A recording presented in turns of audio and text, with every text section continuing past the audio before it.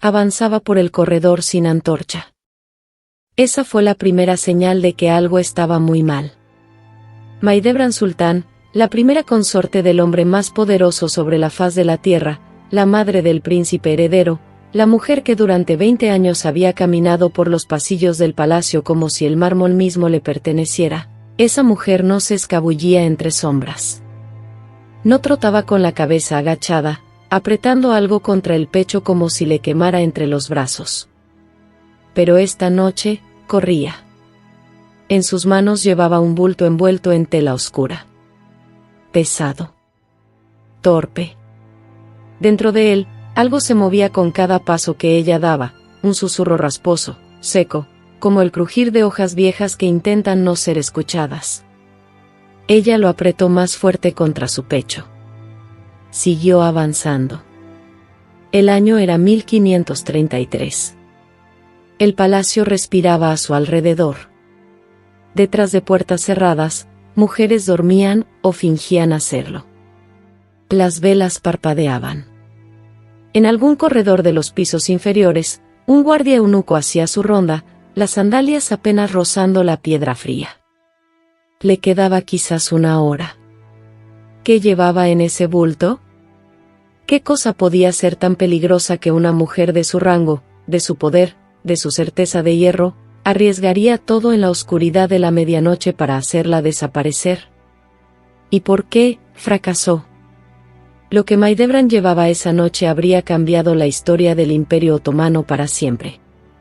La razón por la que sobrevivió es más extraordinaria que cualquier cosa que ella intentó destruir. Quédate. Porque nada en esta historia es lo que parece. Al final de este relato, vas a comprender algo que los historiadores han debatido durante 4 siglos. No quién ganó la guerra entre 2 mujeres. No qué consorte acumuló más poder. Vas a entender que estaba en juego debajo de todo eso, la evidencia, el documento, el único objeto preservado que inclinó toda la sucesión otomana, y porque la mujer que lo salvó no es quien esperarías. Sígueme. Porque todo lo que estás a punto de escuchar va a verse completamente diferente cuando descubras lo que ya sabían. El harén otomano no era una casa de placeres. Era un gobierno.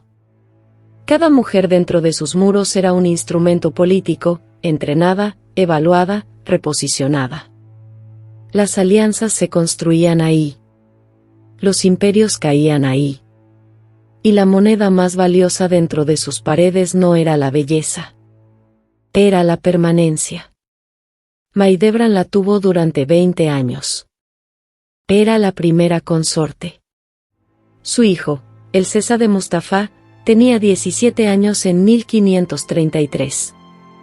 Joven, educado, ya amado por los genízaros, ya el heredero en cada conversación que no se sostenía frente al propio Solimán el Magnífico.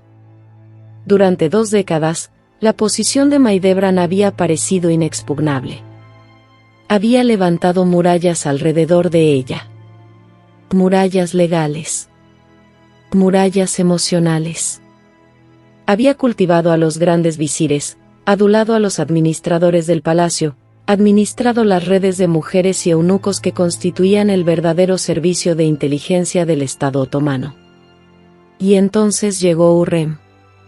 No lentamente. No de forma gradual. Hürrem Sultán irrumpió como una falla estructural, súbita, catastrófica, permanente. Hizo reír a Solimán. Luego lo hizo pensar. Luego lo hizo necesitarla. Aprendió a escribir poesía en turco otomano mientras todavía aprendía el idioma. Se convirtió voluntariamente al Islam. Se negó, de forma única, a ser una entre muchas, y Solimán, por razones que sus propios consejeros nunca pudieron explicar del todo, le concedió lo que jamás se le había dado a ninguna consorte, un matrimonio legal. Un sello. Un lugar permanente no solo en su lecho, sino en su correspondencia, en su gobierno, en su dolor. Mahidevran había observado todo aquello. Y había estado recopilando. Lo que había estado recopilando durante años, en secreto, es lo que llevaba esa noche. y lo que contenía terminaría con no una vida, sino con 3. Su nombre era Hafsa. No la Valide Sultán, sino la otra Hafsa. Tenía 43 años, una mujer circasiana que había entrado al harén en su adolescencia y nunca lo abandonó. Para 1533 ostentaba el rango de Kira, una de las intermediarias de confianza autorizadas a moverse entre el harén y el mundo exterior, llevando mensajes, realizando compras, facilitando la economía invisible que mantenía al harén en funcionamiento. Había servido a Maidebran durante 11 años. Y durante los últimos 3 de esos años, había estado llevando registros. No registros oficiales. Esos estaban controlados por los escribas del palacio, por el diván, por capas de burocracia diseñadas para ocultar tanto como documentaban. Hafsa llevaba registros personales. Cartas que habían pasado por sus manos. Inventarios que contaban una historia distinta a la oficial. Recibos de regalos. Nombres de visitantes. Fechas de reuniones entre personas que se suponía no debían haberse encontrado. Los guardaba en una caja de cedro, bajo un falso piso debajo de su estera de dormir. No le dijo nada a nadie. No porque se estuviera protegiendo, aunque también lo hacía, sino porque entendía, con la claridad particular de una mujer que había sobrevivido 4 décadas dentro de una institución diseñada para consumir mujeres, que la información era la única forma de poder que no podía arrebatártele la violencia. Podías ser golpeada. Podías ser degradada. Podías ser casada con algún funcionario provincial y enviada a los confines del imperio. Pero lo que sabías viajaba contigo. La caja de cedro era lo que Maidebran llevaba. Esto no era un robo. Era una recuperación. Hafsa se la había entregado, había presionado sus manos temblorosas contra ella 3 días antes, con ojos que ya habían tomado una decisión. «Van a revisar mi habitación pronto», había susurrado. Y Maidebran había entendido, si esos registros eran encontrados en posesión de Hafsa, la anciana era hombre muerta. Pero si eran encontrados en posesión de Maidebran, bueno. Maidebran seguía siendo la madre del príncipe heredero. Algunas protecciones todavía se sostenían. Había planeado quemarlo todo. Ese había sido el plan desde el momento en que tomó la caja. Quemarla. Cada carta. Cada recibo. Cada nombre. Borrar por completo los 3 años de evidencia que demostraban que su rival había estado consolidando poder de manera sistemática, silenciosa y metódica. No a través de la belleza ni del encanto ni de la brujería, la acusación que ella misma había intentado hacer valer 2 veces sin éxito, sino a través de algo mucho más peligroso. Documentación. Hurrem había estado construyendo un expediente legal. No ante ningún tribunal. No con ningún sello oficial. Pero había estado acumulando, a través de Hafsa y de otras como ella, un registro de las interferencias de Maidebran en las finanzas del palacio. Sus intercepciones de regalos destinados a otras mujeres. Sus comunicaciones privadas con comandantes militares que debían sus posiciones a la futura ascensión de su hijo. Si Solimán alguna vez lo veía, si alguien lo organizaba en una narrativa coherente y lo colocaba frente a él, el daño sería irreversible. Maidebran necesitaba quemarlo. Estaba a 50 metros del brasero del patio cuando escuchó pasos. No un par. 3. Viniendo exactamente desde la dirección de donde ella había salido.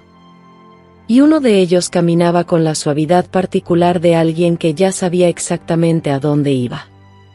Su nombre era Nurbanu. Tenía 16 años. Mucho después, se convertiría en Nurbanu Sultán, la Valide Sultán más poderosa del siglo XVI, la mujer que correspondería directamente con el doge de Venecia como su igual, la que gobernaría el imperio de facto durante casi una década. Pero en 1533 era una muchacha que llevaba 18 meses en el harén y que ya había aprendido a ver en la oscuridad, de manera metafórica y literal. La había enviado Hurrem. Sin instrucciones explícitas, Hurrem era demasiado prudente para eso, demasiado consciente de cómo las paredes absorbían las palabras. La había enviado con un solo gesto, una leve inclinación de cabeza en la dirección que Maidebran había tomado, y una mirada que decía todo lo que Hurrem no decía en voz alta. Nurbanu había comprendido. Tomó a 2 de las sirvientas nocturnas, mujeres que le debían a Hurrem lealtades específicas y duraderas, y las siguió. La confrontación, cuando llegó, fue en silencio. Sin voces elevadas. Sin acusaciones. Maidebran dejó de caminar. Nurbanu dejó de caminar. Los 3 metros entre ellas se sentían como una habitación entera. En el corredor oscuro, con la caja de cedro apretada contra el pecho de Maidebran y el olor a humo de antorcha flotando desde algún rincón exterior, ninguna de las 2 mujeres se movió durante lo que pareció un tiempo muy largo. Entonces Nurbanu extendió la mano. No de forma exigente. No amenazante. Solo, esperando. Como si el resultado ya estuviera decidido y simplemente estuvieran ejecutando la formalidad final. Lo que ocurrió a continuación no está registrado en ninguna crónica oficial otomana. Los documentos de la corte del periodo no mencionan nada de esto. Los registros del harén, secos, administrativos, rastreando el movimiento de bienes y mujeres como entradas contables, guardan silencio absoluto sobre esa noche. Lo que sabemos viene de otra fuente. Una fuente que casi no sobrevivió.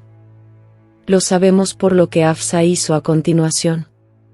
La anciana Kira, que había estado observando desde un umbral a 30 metros de distancia, que había seguido a Maidebran sin que ella lo supiera, que llevaba 3 días viviendo con el terror particular de alguien que ha puesto algo en movimiento y ya no puede detenerlo, dio un paso hacia el corredor. Y habló. La caja va con la Aseki Sultán, dijo. Su voz, según el relato que su propia hija escribiría décadas después, no tembló. Cometí un error al dártela. Te pido tu perdón. Maidebran se volvió y la miró.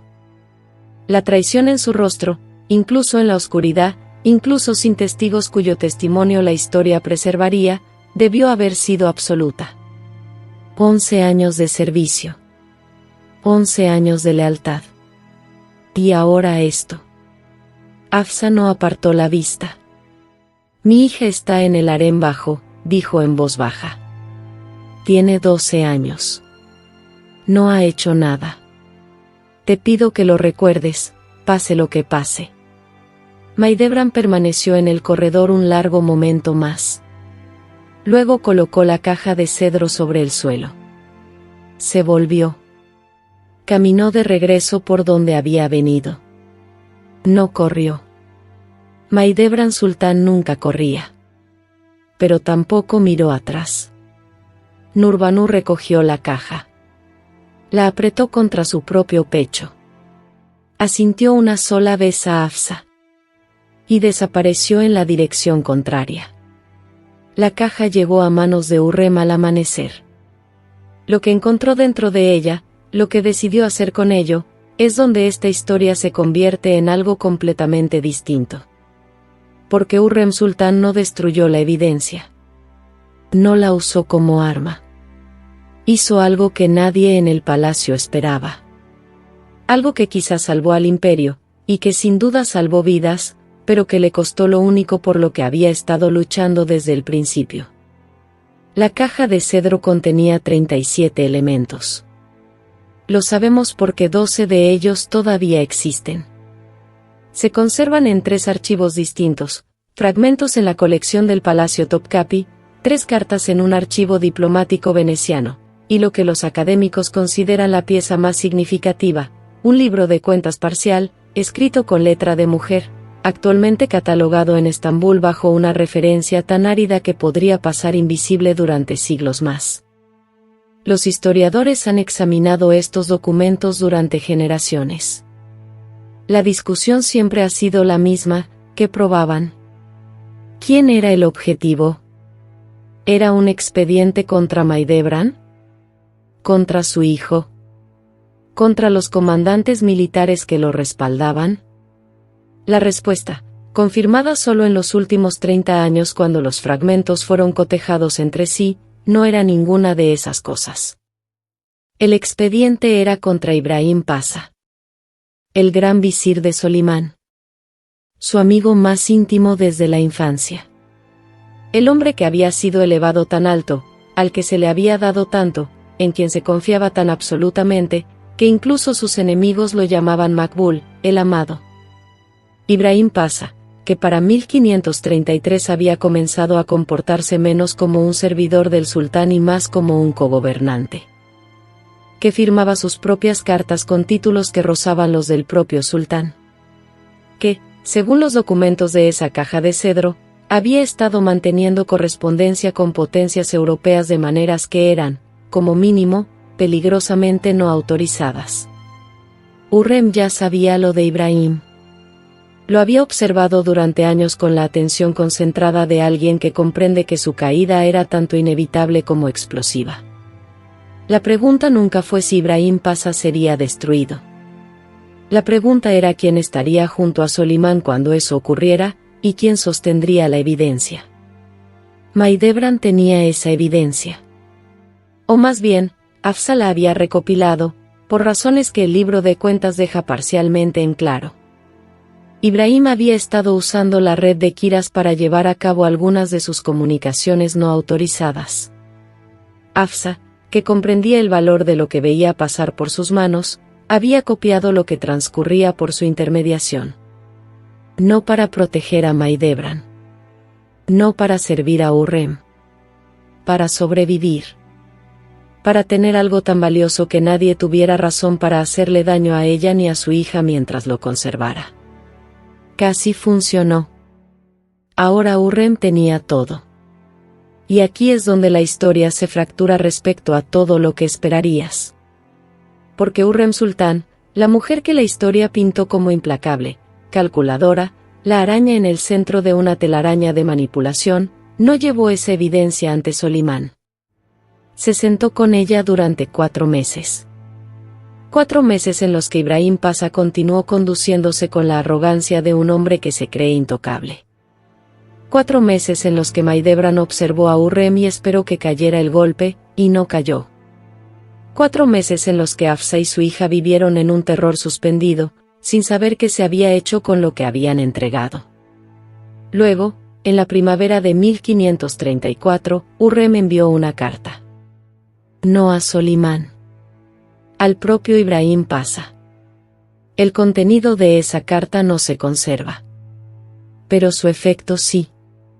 Ibrahim Pasha, que había estado presionando por una campaña militar que habría requerido que Solimán abandonara Estambul durante 2 años, retiró de repente la propuesta. Comenzó a firmar su correspondencia con títulos modestos otra vez. Dejó de recibir a ciertos emisarios europeos. Había sido advertido. En silencio. En privado. A través de un canal que le daba la oportunidad de corregir su rumbo sin humillación. Durante 10 meses, aprovechó esa oportunidad. Luego olvidó. Y lo que ocurrió después, en marzo de 1536, cambiaría el imperio para siempre. Pero la razón por la que ocurrió cuando ocurrió, y la razón por la que existía la evidencia para sellar su destino, conduce de vuelta a una noche de 1533, a una caja de cedro, y a una muchacha de 16 años caminando en silencio por un corredor de palacio. Ibrahim Pasha fue ejecutado en la noche del 5 de marzo de 1536. Estrangulado mientras dormía en el palacio Topkapi, por orden del propio sultán. Esa misma noche había sido invitado a cenar. Solimán se sentó frente a él, comió, y no dijo nada. La decisión se había tomado semanas antes. Cuando llegó con el peso de la documentación detrás de ella, años de evidencia acumulada, debidamente organizada, presentada al sultán no como acusación sino como registro. El nombre de Hurrem no estaba adjunto a nada. La caja de cedro, para entonces, había pasado por tantas manos que su origen era prácticamente imposible de rastrear. Lo que Solimán vio fue simplemente la evidencia. Clara. Organizada. Devastadora. Actuó. Hafsa no sobrevivió para verlo. Murió en el invierno de 1535, de enfermedad, dicen los registros, aunque la enfermedad en el harén era una categoría que cubría un terreno muy amplio. Su hija sobrevivió. La muchacha, cuyo nombre aparece en un único asiento de registro como Mirima, fue eventualmente casada con un funcionario menor y enviada lejos del palacio. No llevaba nada consigo. Oficialmente no sabía nada. Pero estaba viva. Ese había sido el precio que Hafsa negoció en el corredor. Mahidevran continuó luchando por la sucesión de su hijo durante otra década.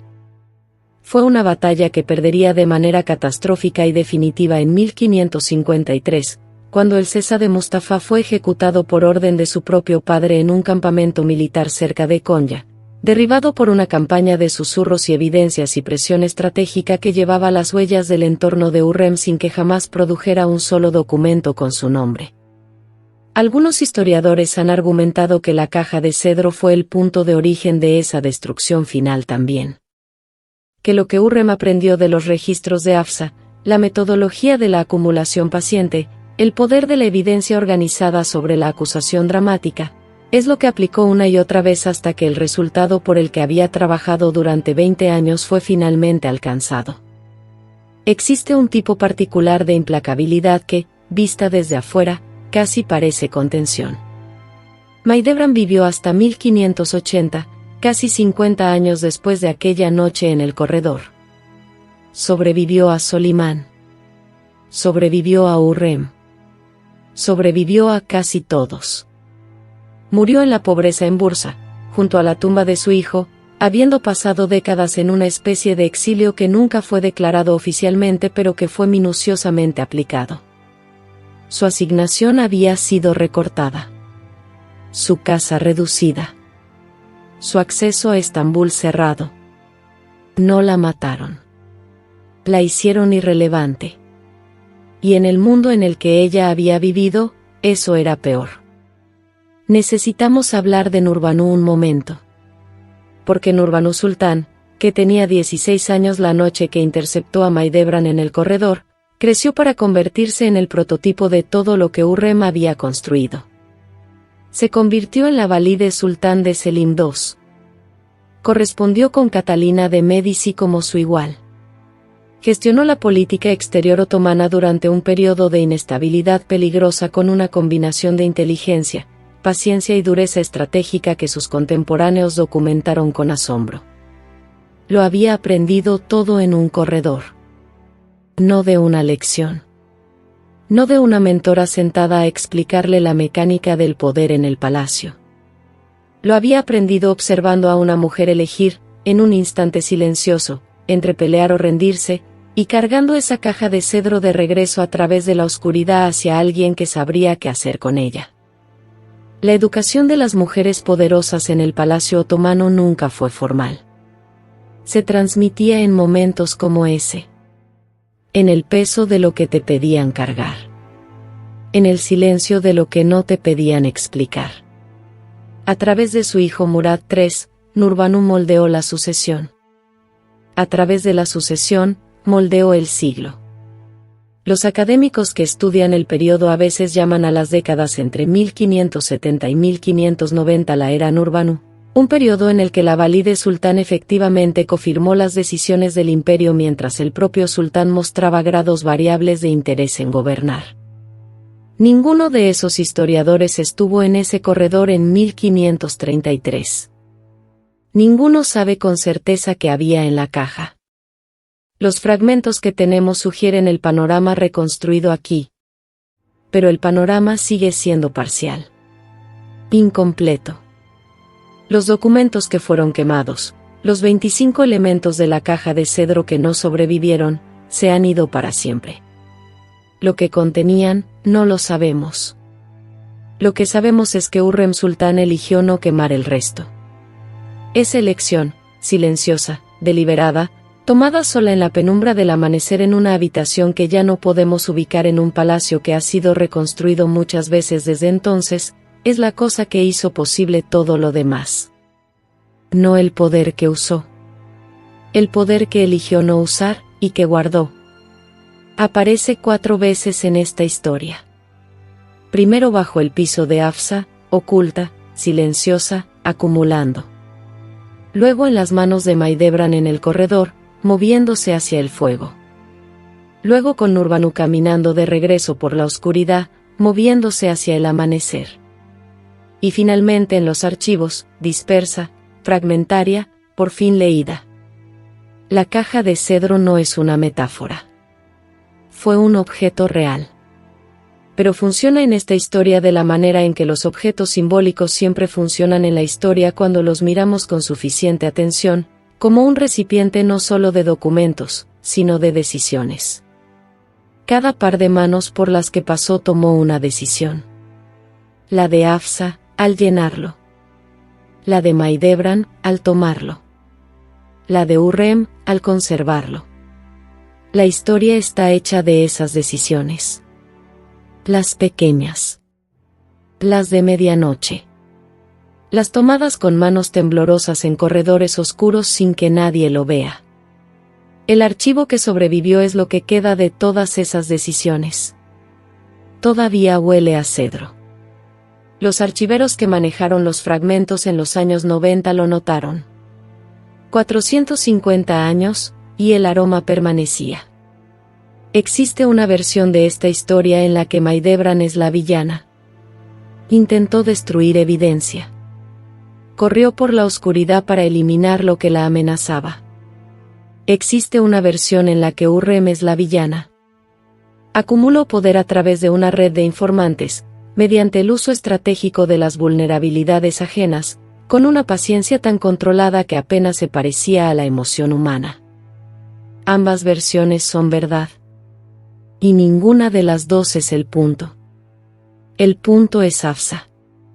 Una mujer de 43 años que pasó 3 años copiando documentos en silencio, escondiéndolos bajo un falso piso, porque entendía que en un mundo que no le otorgaba poder formal, ni posición legal, ni capacidad oficial para protegerse a sí misma o a la persona que amaba, la información era la única fortaleza disponible.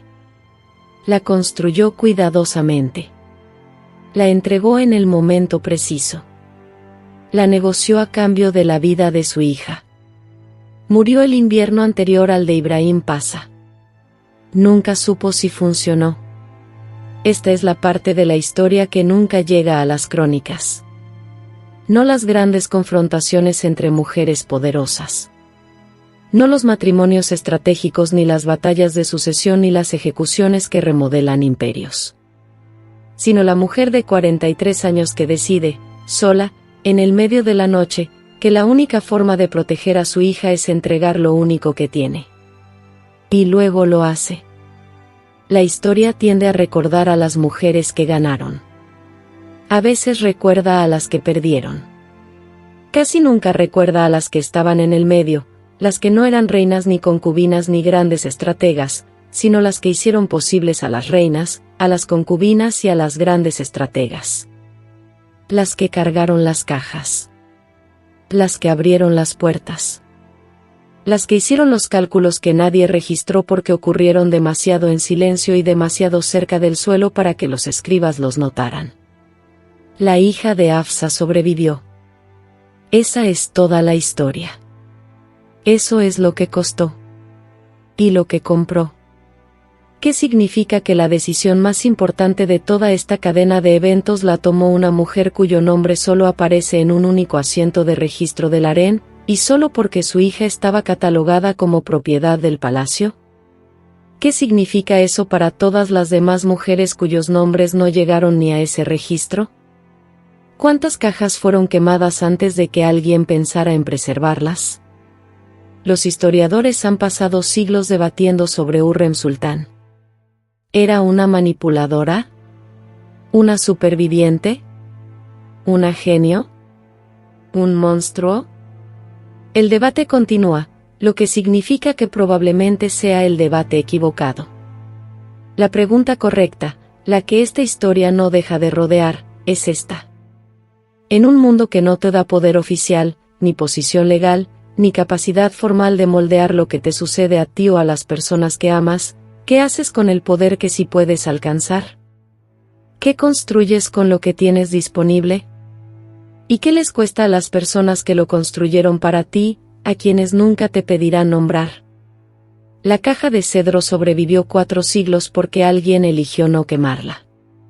Porque alguien decidió que el registro importaba más que la seguridad de no tener registro. Que saber, aunque fuera incompleto, aunque fuera peligroso, valía más que no saber. Estás escuchando esto porque estás de acuerdo con esa decisión. La pregunta es si tú la habrías tomado, en la oscuridad, con todo por perder.